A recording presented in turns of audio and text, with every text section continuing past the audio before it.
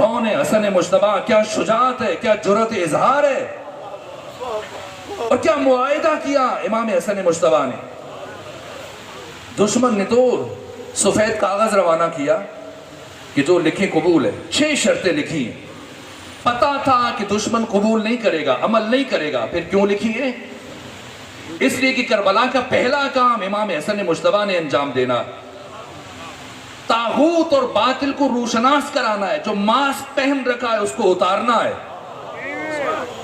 کیا کام کیا امام حسن مجتبیٰ نے؟ پہلی شرط کیا لکھی کہ ٹھیک ہے حکومت رکھ لو، لیکن جن 6 باتوں کا وعدہ کرو۔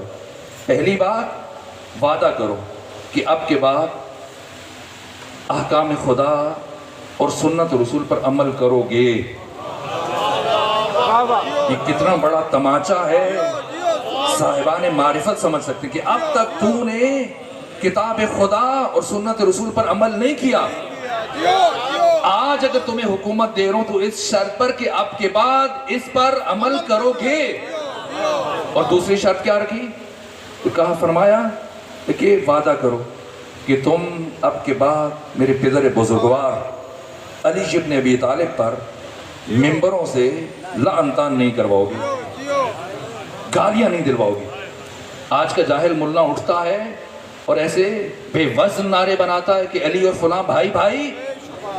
امام حسن مجتبیٰ نے دشمن سے لکھوا کر، دستخط لے کر تاریخ میں ثبت کر دیا کہ جو مسلسل ممبروں سے کئی سال میرے بابا پر لعنت کرتا رہا ہو وہ میرے بابا کا بھائی نہیں کہلا سکتا۔ کس طرح سے حقیقت کو آشکار کیا، ثبت کر دیا، تاریخ کی ہر تاریخی کتاب اٹھائیں، سلوکی شرائط سب کتابوں موجود ہیں۔ تیسری شرط جس سے کربلا کے لیے ذخیرہ کیا تاکہ میرا بھائی حسین آخری معرکہ لڑ سکیں، کچھ افراد ہو، کچھ ایسے صحابی بچ جائیں، کچھ ایسے مخلص اور با وفا اور با صفا افراد بچ جائیں۔ فرمایا وعدہ کرو کہ ہمارے شیعوں پر، ہمارے محبین پر، ہمارے اصحاب پر اور ہمارے چاہنے والوں پر ظلم نہیں کرو گے، انہیں قتل نہیں کرو گے، اور جو حقوق تم سب کو دے رہے ہو پوری اسلامی دنیا میں، شیعیان علی کو ان سے محروم نہیں رکھو گے۔ اور پھر 5ویں شرط کیا رکھی؟ فرمایا جب تک تم زندہ ہو حکومت کر لو، لیکن تمہیں اپنے بعد اپنا ولی عہد منتخب کرنے کی اجازت نہیں ہے۔ اگر میں زندہ ہوا تو میں خود حکومت کروں گا، اور اگر میں نہ رہا تو میرا چھوٹا بھائی حسین ابن علی حکومت کریں گے۔ حسن مجتبیٰ دیکھ رہے تھے کہ دشمن سے ان میں سے کوئی ایک شرط پہ بھی عمل نہیں ہو پائے گا۔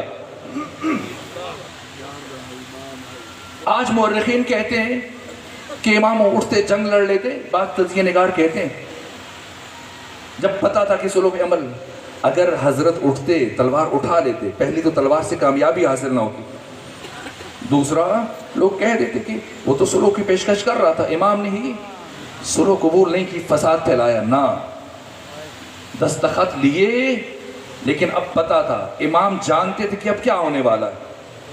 صحابات میں یہ کام ہوا، سلو نامہ مقام صحابات پر تحریر ہوا، امیر شام نے سگنیچر کیے، اور جیسے ہی پہنچے اب نخیلہ میں، اور شام اور کوفے کی فوجیں ایک دوسرے میں داخل ہو رہی تھی، اس موقع پر امیر شام فراز منبر پر آیا اور تقریر کی، خطاب کیا، اہل عراق اگر تم یہ سمجھ رہے ہو کہ میری جنگ تمہارے ساتھ نماز کی وجہ سے تھی، روزے کی وجہ سے تھی، حج و زکوٰۃ یا احکام اسلام کی وجہ سے تھی، تو ہرگز نہیں، میری جنگ حکومت اور اقتدار کے لیے تھی جسے آج میں نے حاصل کر لیا، اور جہاں تک ان شرائط کا تعلق ہے جو امام حسن مجتبیٰ کے ساتھ میری طے ہوئی ہیں تو میں نے اپنے پاؤں کے جوتے کے نیچے رکھتا ہوں۔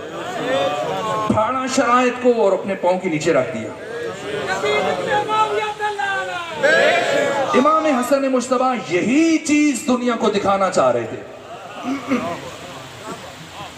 اہل عراق حیرت سے ایک دوسرے کے چہروں کی طرف دیکھ رہے تھے، یہ کیا ہو گیا ہے؟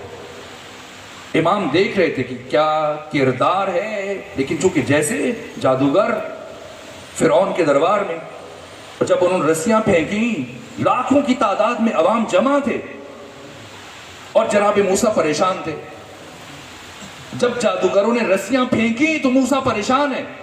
کیوں پریشان ہے؟ اس لیے کہ موسیٰ بھی دیکھ رہے ہیں کہ یہ رسیاں ہیں, جادوگروں کو بھی پتا ہے کہ وہ کیا پھینک رہے ہیں, لیکن عوام تو اتنا شعور نہیں رکھتے, ان میں تو اتنی بصیرت نہیں ہے. جیسے ہی وہ ان رسیوں کو سانپوں کی شکل میں دیکھیں گے گمراہ ہو جائیں گے. اس لیے امام حسن مجتبیٰ نے چاہا کہ اپنے عصر کے فرعون کے دربار میں جو حقیقت وہ دیکھ رہے تھے اس دنیا کے اس وقت کے مسلمانوں کو دکھائیں. اور امام حسن مجتبیٰ اپنے اس مقصد میں کامیاب ہوئے. جس طرح سے باطل اور طاغوت کے چہرے سے نقاب کو الٹا, ورنہ شجاعت کس اعتبار پہ, جرأت اظہار. اس کے بعد پھر پوری زندگی جب تک آقا زندہ رہے, 10 سال 7 مہینے 25 دن حضرت کا عہد خلافت ہے.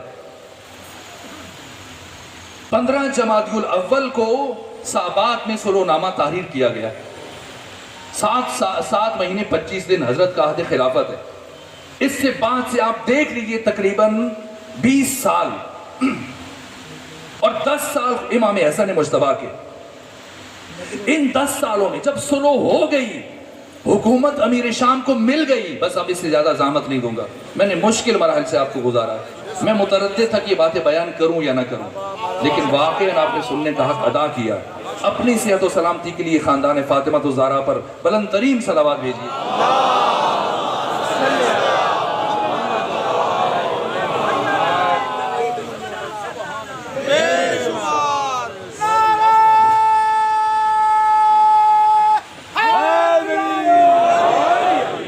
میں نے بہت زحمت کی.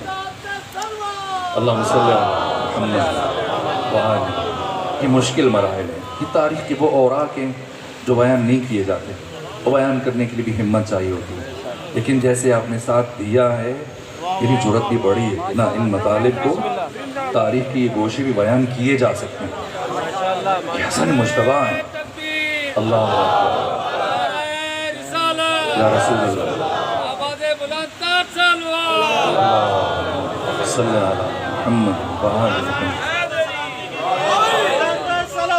اللہم صلی اللہ محمد وآلہ محمد. اللہم صلی اللہ محمد وآلہ محمد. پروردگار آپ سب کو سلامت رکھے, اپنی حفظ و پناہ میں رکھے, حوادث روزگار سے محفوظ اور مامون رکھے. یہ حسن مجتبیٰ سوچنا چاہیے کہ آخر جب سلو ہو گئی, اقتدار مل گیا, اب کیوں شہید کر رہا ہے؟ اب کیا مجبوری ہے کہ امام حسن مجتبیٰ کو شہید کرے؟ اس لیے کہ امام حسن مجتبیٰ کا وجود باطل اور طاغوت کو مسلسل بے نقاب کر رہا ہے. امیر شام جب مدینے میں آیا, سب کے سب نے یزید کی ولایت عہدی کے لیے تیار ہو رہے ہیں. بھیجا امام حسن کی طرف بھی بھیجا قاصد کو کہ انہیں بھی بلائیں, اور تجوریوں کے منہ کھلے ہوئے ہیں. آپ کو پتا ہے کہ خریدنے کے لیے کیا کیا دیا گیا, کتنی بڑی مقدار میں بیت المال کے انبار لگا دیے گئے, درم و دینار کے. کوفیوں کو, بصریوں کو, اہل حجاز, اہل مکہ, اہل مدینہ کو, اہل مصر کو خریدنے کے لیے. کون ہے حسن مجتبیٰ؟ ایک مرتبہ کسی کو روانہ کیا کہ انہیں بھی بلائے.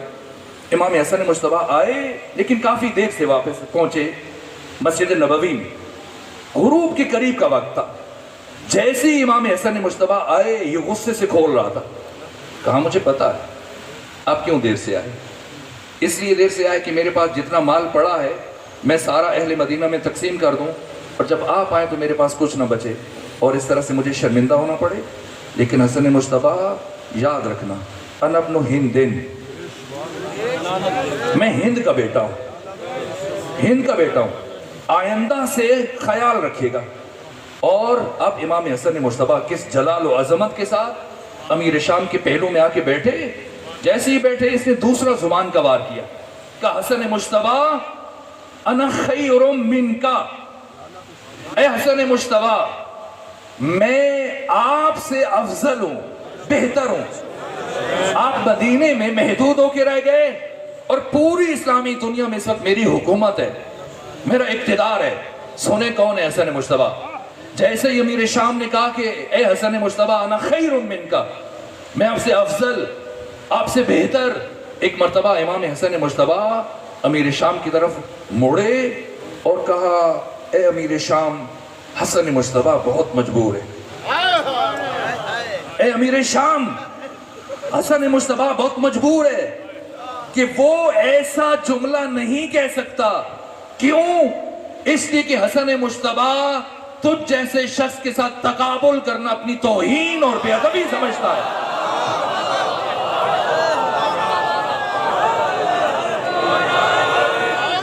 ایک 1000 ننگی تلواریں اطراف میں سپاہی کھڑے ہیں اور کیا جرأت اظہار ہے. فرمایا حسن مجتبیٰ تجھ جیسے ننگے بشریت کے ساتھ اپنا تقابل کرنا اپنی توہین اور بے ادبی سمجھتا ہے.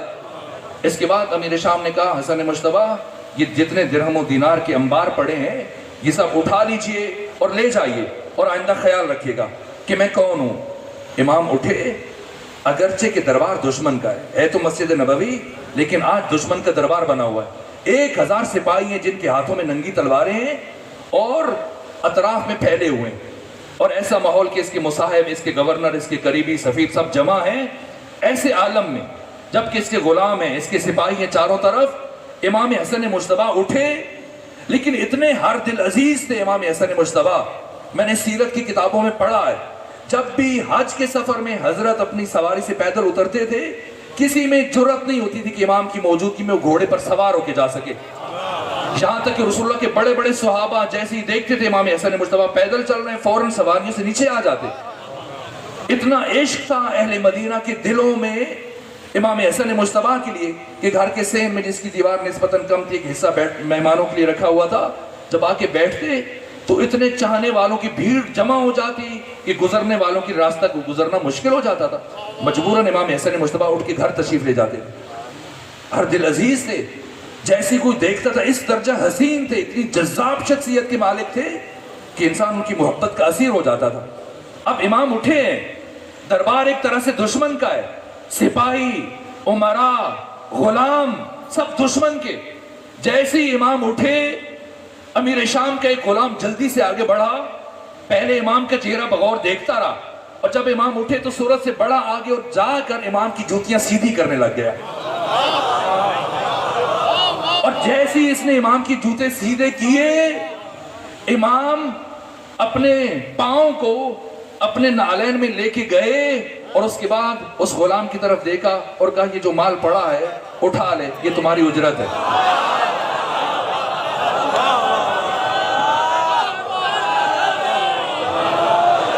وہ سارا مال جو امیر شام امام حسن کے لیے رکھا تھا اور کچھ دیر پہلے کہا تھا کہ حسن مجتبیٰ آئندہ احتیاط کرنا جتنا میں نے اہل مدینہ کو دیا ان سے زیادہ آپ کے لیے رکھا تاکہ آپ کو میری حیثیت کا اچھی طرح سے اندازہ ہو جائے اور آئندہ آپ سوچ سمجھ کے میرے ساتھ یہ رویہ اختیار کریں.